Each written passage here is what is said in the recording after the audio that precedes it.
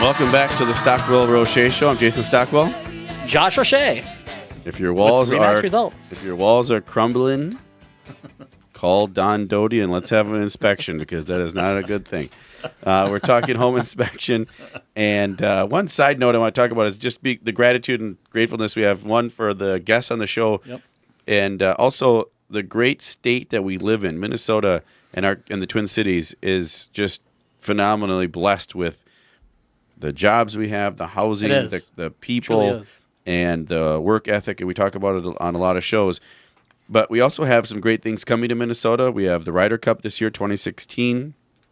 We'll have the new stadium coming, and the Super Bowl in 2018. Right. If you're planning ahead, and in 2019 the Final Four.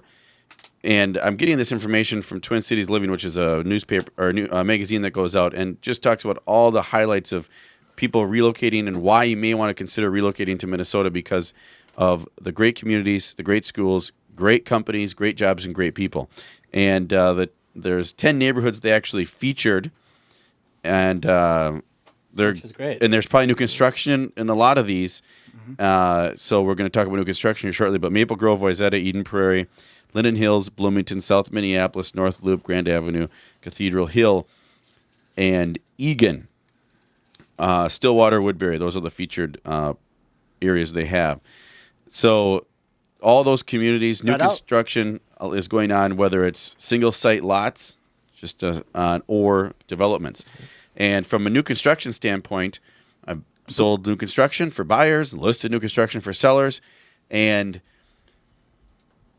you've seen it all and heard it all. The builder said, we don't maybe need, I don't want to say they don't say you don't need one, but the implication, or it might be implied, that this is brand new. Right. Brand new. Why would you get an inspection? Yeah, what do you want to inspect it for? This is brand new. We're doing everything brand new. We're warranting this home for 1 year, 2 years, 10 years on everything. Why would you want to spend the money on inspection? So, Don, yes, that's my question. I'm an agent, obviously. I'm pretending to be an agent, and I'm an agent. And my buyer's buying a new construction, and the buyer says, we don't want to do an inspection, or why would we want to do an inspection? And I say, I don't know. Let me ask Don. Don, what's the rebuttal to that? I would say the reason why you'd want to do one, it kind of depends, too, on the city that you're in. A lot of city inspectors are really good, and a lot of them aren't so good. They're probably busy, maybe. Let's hopefully give them a break and think that. I think that why you would want to get an inspection on a brand new house would be sometimes what's important is we develop a punch list for you. So what a punch list does is the day you move in, I'm going to go in there, I'm going to walk you through everything, I'm going to show you how everything works, how to change the furnace filter, water shuts off, this and that. But I'm also going to give you a punch list, and a punch list will be things like nail pops or, say, cabinet doors that aren't properly aligned, or even shower doors that are backwards. Or maybe some of the faucets aren't even turned on. Maybe they haven't even sweated some of the fittings. These are things that you don't want to discover on your own. Now, what I do is I'll provide this punch list for you. You hand it to the builder. The builder will fix it. Now, the problem is with not using a home inspector that's aware of all the pitfalls. You develop your own punch list. The problem with that is you either go too far with the list or not far enough. You got to go where the builder is going to listen to you and look at the punch list in the reality of it and go, yeah, this is valid. We definitely are going to fix it.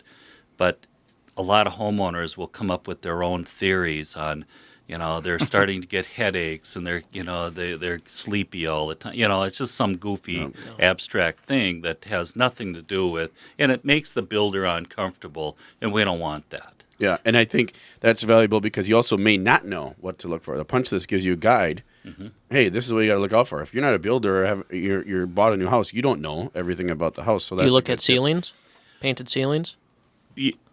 Yes, of course. I've got we bought a house last year. We helped Ben buy a house last year with a builder. The builder was very... He wasn't very...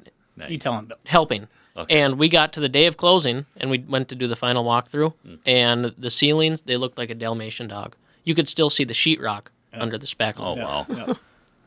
Yeah. It was pretty bad. And It was then, bad, and we fought him on it. but he refused to fix it. So basically we said, well, I guess we'll have to paint it ourselves. Yeah. So Anyway, we won't disclose who yeah, it was. but Yeah. that's something you want to be able to do, and you're going to work with you got tough people to work with sometimes, and builders sometimes can be tough because they're on to the next job. They've already sold it, and they don't want to spend Well, they're more just money throwing on it up so. so fast, and then they just don't have time to get to it. Right. I think that if you bring credibility of being an inspector and they kind of know who you are, they're gonna know, okay, this is a valid list. But if you're sort of a nobody and you're kind of the crazy uncle that makes the list, a builder they're not going to cooperate, and it just makes it real difficult. Yeah, and the material you provided here, and you get a book probably, right? I mean, if you're Get a a buyer, book. And you get you'll get a book actually along with this punch list from Don, which is phenomenal. From an insurance question, Ben, gas prices are low, natural gas is low. How are insurance prices?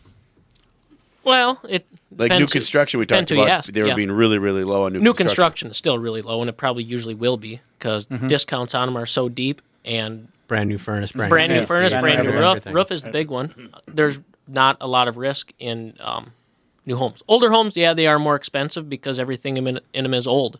Yeah. House built before 1900, some companies won't write them just because everything, well, I shouldn't say everything is outdated, but a lot of it still does have that old construction material.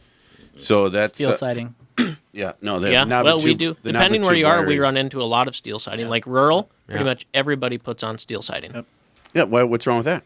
Oh, nothing. Yeah, I don't think it's Just wrong with that, right? expensive. It can get dinged up with hailstorms. Yeah. Oh, with hail, I was gonna But say. but then you have vinyl. If it gets hit by hail, it's going to break, so Yeah. you're going to have to replace it. Yeah. Aluminum, you can leave there if you want to.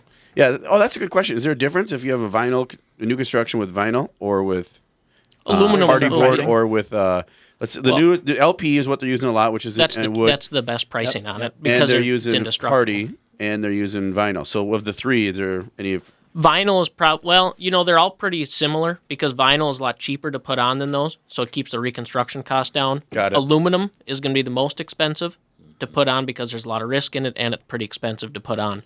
And you what still about see the a lot hardy of and that. what about the hardy board, which is the It's cement expensive to or- put on, but the insurance companies realize there's not a lot of risk in having it there, so they help keep that rate down. What a lot of rural companies are seeing right now is people are putting on steel roofs, Yeah. Yeah. which are, Seen Does a that lot. help? Is that good for insurance? it's the same again. They're so expensive to put on that it bumps up the reconstruction cost, but we do see that these are going to last for probably 100 Forever, years right. compared to a 30-year Yeah, I roof. thought they're a lifetime. So if you have an insurance question or need a quote, Ben, how can they reach you? 763-951-3250. I got a new phone number, so I can't always Say it remember one more time. 763-951-3250. And then Maddie B, mortgage question. You want a second opinion on a mortgage, you need a professional, or you want to buy a home, or you're refinancing. How can they reach you? You can get a hold of me at 952-261-5422, or you can stop by my website at www.yourmortgageguys.biz, B-I-Z. Yourmortgageguys.biz. And all this will be on the Facebook page, Stockwell Roche Show, and tcrealestatehour.com. Find us there. We actually have YouTube. Barry White does our videography, so we are doing YouTube videos of this. If you want to see what all of us handsome gentlemen look like, you're more than welcome to do that. And Don Doty, I'm holding up the book here real quick on so you can see it. If you want this book, call Don and hire him for an inspection, or reach out to him. Don, best number for you? 952-544-8141. Thank you. Thanks, everybody, for being here. Great show. We'll be back next week. And anything else, Josh? No, we're good. We're good. I'm Jason It was a great Stockwell, show today. Remax Results. Josh O'Shea, Remax Results. Remember, love yourself, Love others. love others. Have a great week, folks. Thanks for listening.